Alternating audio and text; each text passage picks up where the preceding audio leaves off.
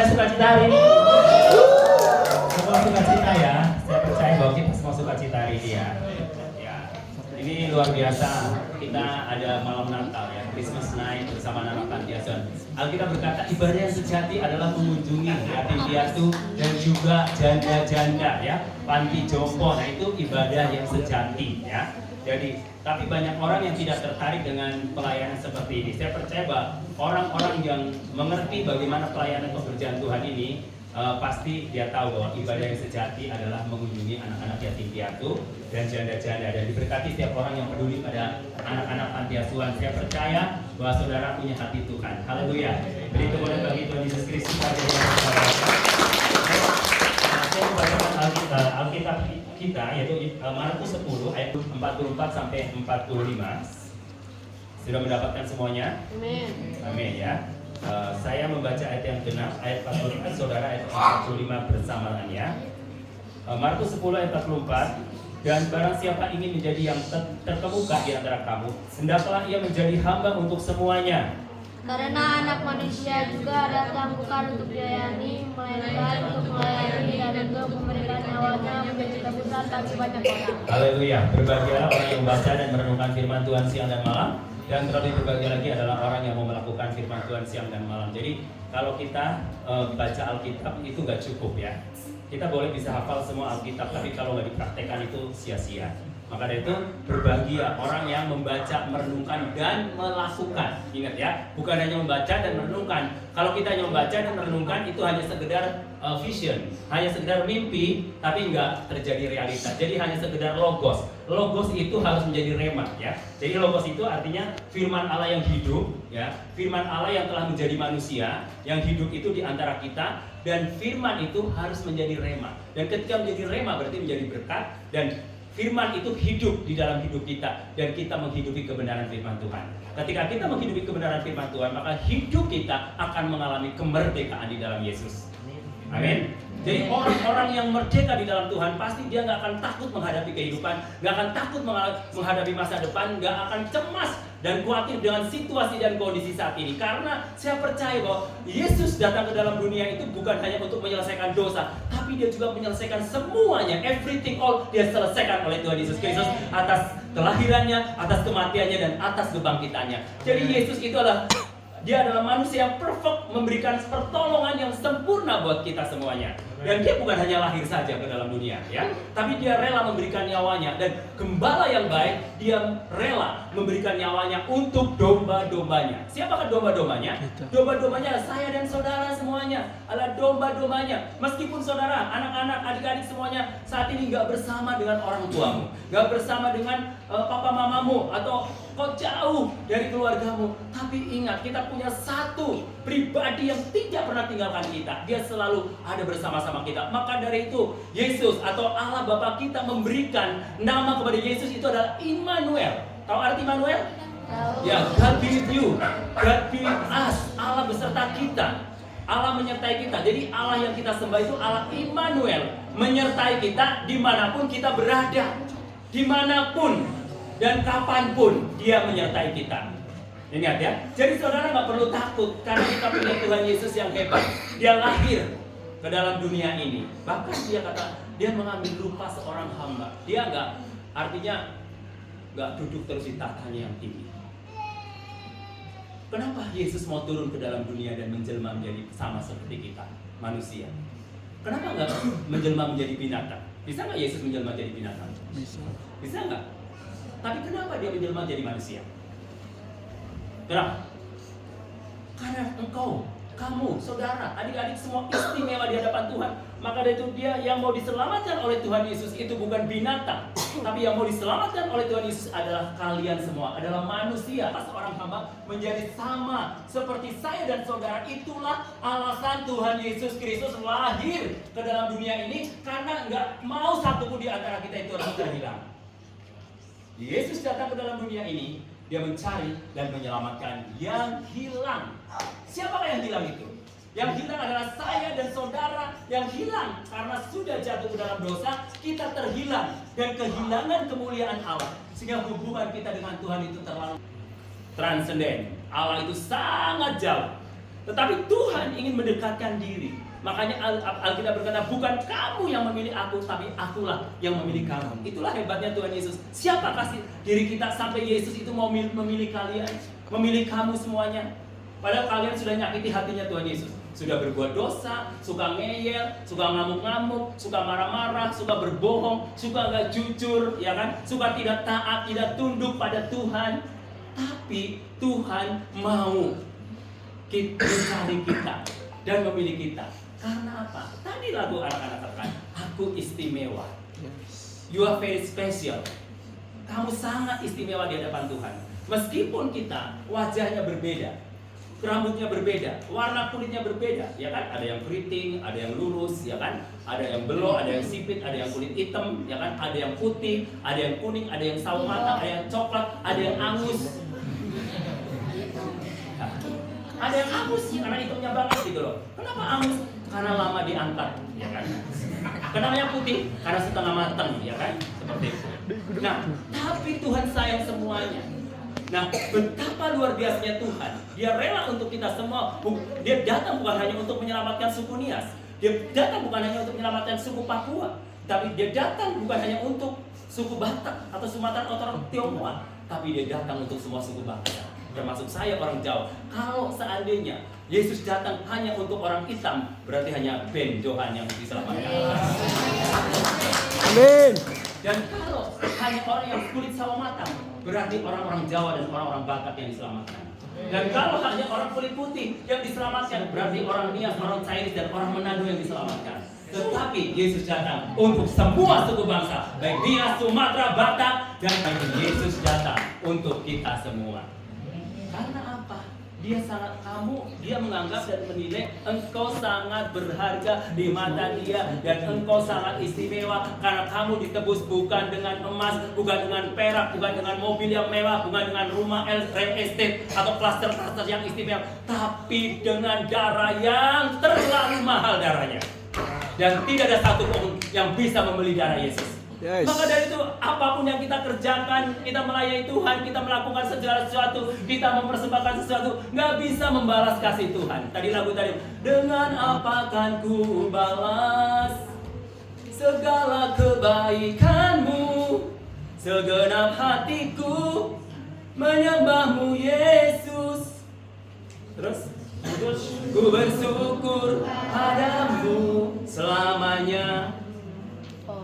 Artinya bahwa perbuatanmu, apapun yang kau kerjakan, persembahanmu, pengorbananmu tidak bisa membalas pengorbanan Yesus. Titik, ya. Jadi Yesus itu memberikannya sempurna buat kalian semuanya. Dia nggak setengah-setengah. Tapi perbuatanmu, artinya pengorbananmu, apa yang kau lakukan nggak bisa membalas kebaikan Yesus. Hanya sebagai tanda apa? Rasa terima kasih kita sebagai anak-anak Tuhan. Jadi kita anak-anak Tuhan yang tahu berterima kasih, bukan anak-anak Tuhan yang nggak tahu diri, ya. Kalau anak-anak Tuhan tahu diri, dia pasti selalu berterima kasih atas orang-orang yang telah berbuat baik sama kita. Makanya kita belajar sebagai anak-anak Tuhan, anak-anak panti asuhan, kita harus belajar berterima kasih kepada orang-orang, kepada para pengurus, kepada para donatur, teman-teman yang selalu peduli sama kalian. Kalian ada sampai hari ini oleh karena kebaikan mereka yang Tuhan sudah pakai untuk melayani Tuhan. Kenapa? Kalau kita, tadi saya kata, Alkitab berkata bahwa kalau kita mau jadi yang terkemuka, tahu terkemuka? Menjadi pemimpin, menjadi orang yang terpandang, kita harus menjadi yang terendah. Menjadi apa? Hamba. Tahu arti hamba? Hamba itu istilahnya bahasa Indonesia adalah doulos. Doulos itu keset. Keset, ya. Bahasa Inggrisnya keset apa? Welcome.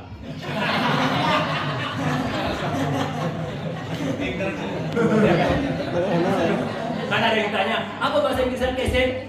Welcome katanya. Ya. Ada orang Manado, dia datang ke pom bensin, no smoking. Kaget. Marga saya bukan no smoking, no smolang. Padahal no smoking dilarang merokok kan.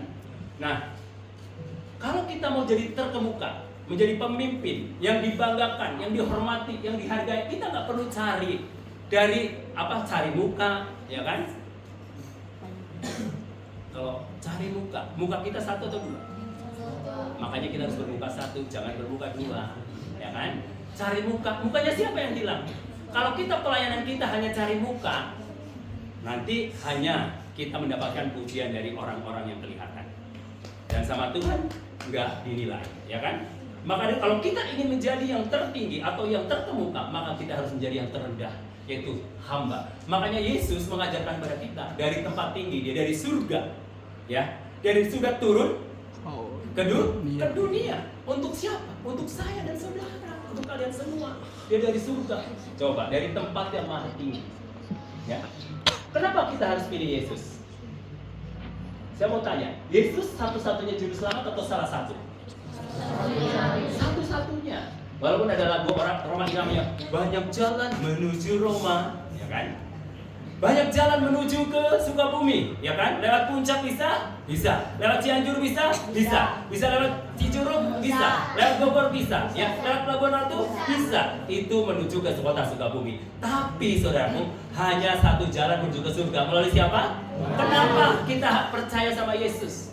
Nah, kalau misalkan tiba-tiba, misalnya siapa ya, Ibu Elsa ngajak saya ke Amerika, saya nggak akan mau, karena Ibu Elsa itu pasti tersesat karena nggak pernah ke Amerika.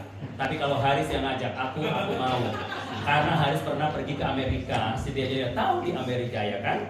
Nah, begitu juga Yesus. Kenapa saya harus percaya Yesus? Bahwa ketika percaya Yesus pasti mati masuk surga, betul nggak? Ya kan? Barang siapa memiliki anak, ia memiliki hidup. Kenapa kita percaya sama Yesus? Pasti masuk surga karena percaya Yesus datangnya dari surga. Dia turun ke dunia, dia naik ke surga lagi, dan dia sekarang berada di surga. Nah, otomatis kita percaya Yesus nggak akan ragu, nggak akan tersesat, pasti diajak ke surga karena dia sudah tinggal di surga, naik turun surga, ya kan? Nah, kalau yang lain kan kita nggak tahu apakah mereka pernah masuk surga atau pernah pergi ke surga. Tapi Yesus pernah ada di surga sekarang. Makanya saya percaya Yesus dan saya tinggalkan keyakinan saya yang dulu dan saya ambil keputusan terima Yesus karena saya percaya kalau bersama Yesus saya nggak tersesat karena Yesus sudah pernah tinggal di surga, turun ke dunia dan naik ke surga lagi. Dan sehingga dia nggak akan tersesat. Kalau kita ikut Yesus pasti dituntun ke surga. Amin. Amin. Amin. Maka dari itu ya, kalian semua saudara-saudara yang masih muda, jangan rela tinggalkan Yesus demi ya dengan pasanganmu ya. Kalau pasangan banyak sekali tapi Yesus hanya satu. Ingat ya. Kalau pasangan saudara nggak usah khawatir, masih banyak karena Tuhan ciptakan di dunia ini 8 miliar penduduk di dunia, 280 juta penduduk di Indonesia. Jadi kalian nggak usah khawatir nggak punya pasangan hidup. Jadi harus bersabar saja, jangan sampai korbankan segala-galanya demi yang tepat. Jangan engkau abaikan tentang Yesus. Ingat, kalau kita ingin jabatan, kalau kita ingin kedudukan, kalau kita ingin penghargaan, jangan pernah ingin penghargaan dari manusia. Kalau penghargaan dari manusia sifatnya sementara, tapi kalau penghargaan dari Tuhan itu sifatnya abadi. Dan kalau penghargaan dari Tuhan, kita nggak usah cari-cari muka, kita cukup melayani Tuhan dengan segenap hati kita. Nanti Tuhan yang akan promosikan kita. Amin. Tuhan yang akan promosikan kita. Kita nggak perlu promosikan diri kita sendiri. Nanti Tuhan yang akan promosikan kita. Kenapa? Karena Tuhan itu melihat kita menjadi anak-anaknya. Setiap orang yang percaya diberinya apa? Kuasa menjadi anak-anak Allah. Nah, saudara, kenapa kalau kita ingin terkemuka, kita harus menjadi yang terendah? Yesus mengajarkan seperti demikian. Dia turun ke dunia, dia akan menjadi serupa dengan kita untuk melayani kita. Karena Yesus Kristus itu datang bukan untuk dilayani, tapi untuk apa? Untuk melayani. Makanya ketika kalian datang dimanapun saja berada, jangan pernah berharap untuk dilayani. Karena kalian bukan raja, kalian bukan dewa, kalian bukan Tuhan. Tuhan saja mau datang ke dunia untuk melayani, bukan untuk dilayani. Apa arti melayani? Melayani itu adalah memberikan hidup kita sepenuhnya kepada Tuhan yang bermanfaat untuk orang-orang di sekeliling kita. Love God, love people. Kalau kita mau melayani Tuhan, harus melayani sesama kita. Karena Tuhan nggak kelihatan. Yang kelihatan harus dibuktikan dengan yang kelihatan. Jikalau kita melayani Tuhan, tetapi melayani sesamanya sambil bersungut-sungut, nggak segenap hati, sambil ngedumel, ya kan? saudara tidak akan mendapatkan apa-apa. Melayani Tuhan, jangan pernah mimpikan tentang pamrih, jangan pernah mimpikan tentang upah, jangan pernah. Kenapa? Karena melayani Tuhan itulah give. Kalau bisnis itu in, yes, mengerti ya? Jangan pernah. Kalau kita melayani Tuhan itu benar-benar sepenuhnya untuk Tuhan. Nanti Tuhan yang gantikan semuanya. Nah, saya mau saksikan. Kemarin saya pergi mungkin sekitar 22 hari meninggalkan kota Sukabumi ya. Saya pelayanan sekaligus refreshing juga, main ya kan. Saya kalau pelayanan kan nggak mau pelayanan doang ya kan. Pelayanan, terus main ya kan. Pelayanan, relax ya kan. Saya mau bilang gini, Tuhan mencukupi semua apa yang saya perlukan ketika saya berada di sana, ya kan? Ketika saya berada di sana, ya. Jadi bahwa kita melayani Tuhan tergantung motivasi kita, ya. Motivasi kita untuk supaya kita dipuji atau motivasi supaya kita untuk kemuliaan Tuhan. Nah, beda-beda tipis, ya kan? Itu tergantung dari hati kita. Makanya kalau kita melayani Tuhan, kita berikannya semua sama Tuhan. Nah, aku datang untuk apa? Melayani dan bukan untuk dilayani. Nah, kalau kita mau menjadi yang terdepan, kita harus menjadi yang terendah. Kita melayani, ya. Tuhan. Saya dulu pelayanan di salah satu gereja di Surabaya. Saya pelayanan setiap hari. Saya kerjanya apa? Ngepel gereja, bersihin bangku, nyuci mobil, ya kan? Menyuci piring, ya kan, selain khotbah, selain itu semuanya all in. Ketika pendeta mobilnya kotor, saya bersihin, ya kan. Sehingga pendeta pada waktu mau pergi tinggal kinclong, ya kan, langsung pakai. Ketika saya dalam waktu itu saya doain, Tuhan, kapan ya saya bisa dapat mobil gitu kan, ya kan. Sambil doain. Nyetir belum bisa, baru bisa maju mundur, ya kan, kayak sehari ini gitu, maju mundur. Akhirnya saya belajar nyetir, ya, saya sempat nyerempet, nabrak, ya kan, mobil orang tuh, mobilnya jemaat, wah, tapi nggak ngomel-ngomel karena hamba Tuhan yang aktif, ada privilege, ya, keistimewaan.